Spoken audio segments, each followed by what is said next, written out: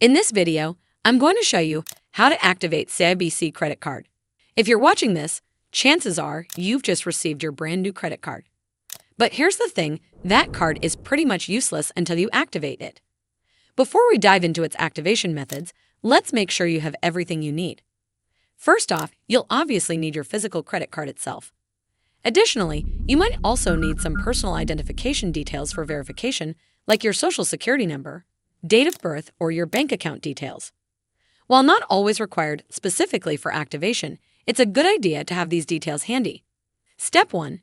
You'll need to head over to cibc.com/activate. Sign on to CIBC online banking account with your existing credentials. If you're new to CIBC, you can register using your new credit card. Once signed in, follow the prompts to activate your card. Well, that's how you activate your CIBC credit card. I hope you found this video helpful. And if you did, make sure you give this video a super thanks by clicking on the heart icon to help support the channel, and don't forget to hit the subscribe button.